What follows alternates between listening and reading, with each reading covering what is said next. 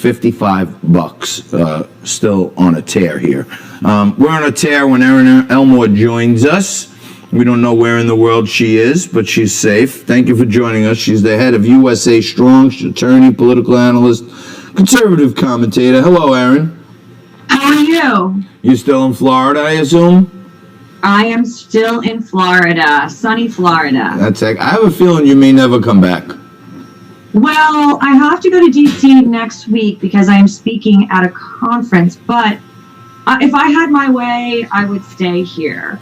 Yeah, it looks that way. And if you don't follow Erin on Instagram, you should. Her adventures are quite fun. If you can't be there, you can vicariously travel the East Coast with her. Erin, I know USA Strong is not a political organization. It's a nonprofit committed to, bringing jobs and manufacturing and other things back to America and taking strength away from China. There's this whole thing developing with these Confucius institutes, and they're getting money, and they're kind of contributing to the corrosion of the education system.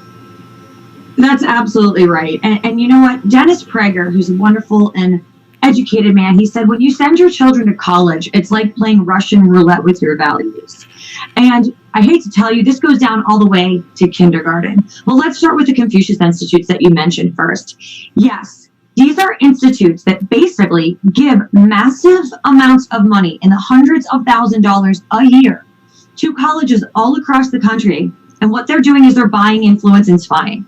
So they'll come to any college. By the way, they're in 44 states and over 110 colleges. They send professors over. They're in charge of curriculums. And you think they're just going to come over and adapt to the American culture, where they really just want to destroy our culture and spy on our government. So they're really dangerous. The only silver lining about this is senators like Marsha Blackburn from Tennessee are hip to the game, and she's starting to have some schools in her state stop allowing them. I know Middle Tennessee University is one of them. So this is something really for parents that are sending their children to college to be aware of.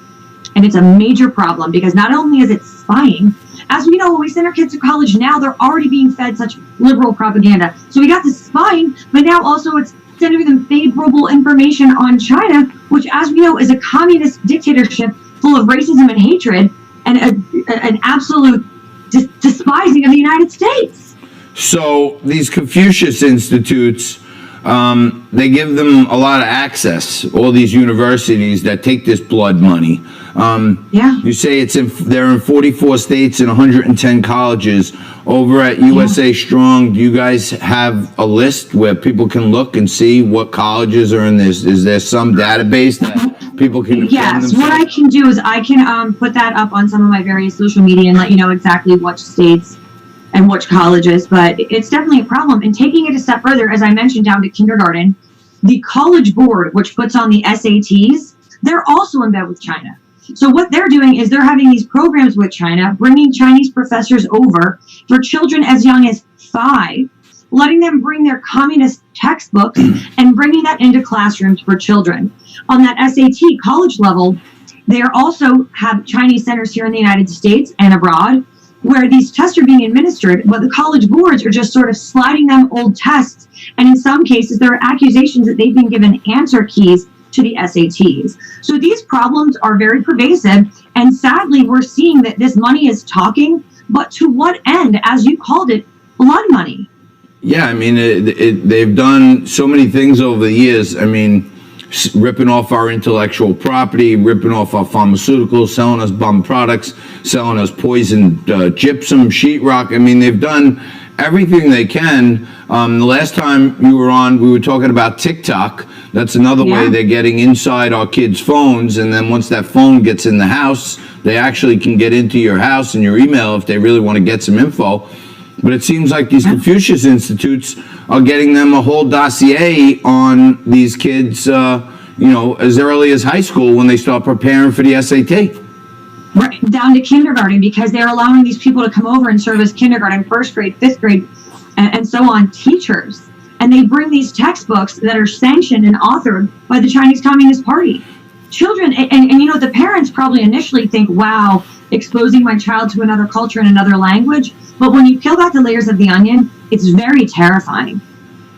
Yeah, I'd rather my kids were exposed to some regular, good old-fashioned American history, which is barely taught in the schools anymore, before they start, teaching them Mandarin in kindergarten. That doesn't make a lot of sense to me. And we've seen China has this scholars program that was being overseen by this professor from Harvard who got arrested a couple of months ago. And the scholars program, they bring over these other supposed scholars and adjunct professors from China, and it turns out one after the next is really a Chinese intelligence agent, and they're infiltrating our country every way, right down to the Huawei 5G that's getting put in all our rural areas in this country. I know. I believe the Great Britain just banned them as part of their 5G and their products because it is so dangerous.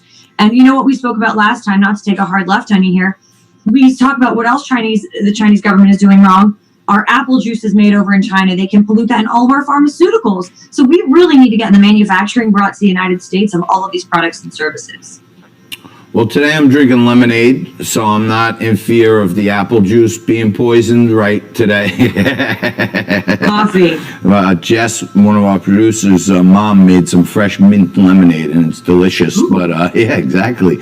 I mean, we haven't had a liquid lunch together, and it seems like a lifetime at this point. Let's shoot for September. I don't care what De Blasio says. We're going in that New York studio. You and I will make good-looking mugshots. You know what else I was going to ask you about? Tell me. How about our friend who should shut up and dribble, LeBron James? All of his sneakers that are made over in China by basically slaves. He's a slave to the Chinese Communist Party, and he's worried about what's happening in America among African Americans. What about all of these people who are currently enslaved in China right now? Yeah, it's strange, right? That they have, kind of looked the other way on. They're fighting here about the injustice of slavery that still extends till today.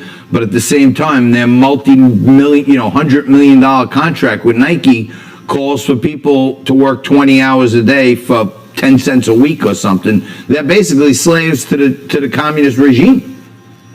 These people are the Uyghurs, and they're Muslim minorities, and they actually are in internment concentration camps. I mean, I don't even think they're getting a wage at all. These people are literally enslaved, and that's something you don't often hear about in the mainstream media. These are modern-day concentration camps. It's plain and simple. Yeah, on the Uyghur front, I saw some video last night that was disturbing, that they were, had them all corralled up with like jackets on, and they were shoving them on trains. It looked like some videos from the Holocaust times. I know, and then when you got, I believe someone over in Great Britain was interviewing a member of the Chinese government, and they said, I don't know what you're talking about or where you got this video. Yeah, I saw the guy on the BBC, the Chinese ambassador or whatever, saying, I don't know where that video came from. Well, it came from a drone above 1,000 Uyghurs that were probably going to get incinerated. And the threat of China is so real and so pervasive that the Democrats really need to get on board. This is a nonpartisan and bipartisan concern. No. Because of what happened with the coronavirus. The Pew Institute had research that came out that said 91% of Americans have an unfavorable attitude towards China right now. That doesn't come from nowhere. All right. Well, we need you to keep ringing this bell, and we're here for you anytime. And you're on. For September. All right. Bing. That's Erin Elmore, head of USA Strong. Check them out on Instagram, Facebook, and find out if your kid's college is getting money from China. We'll take a quick break. Come back with Zen Sam's right after.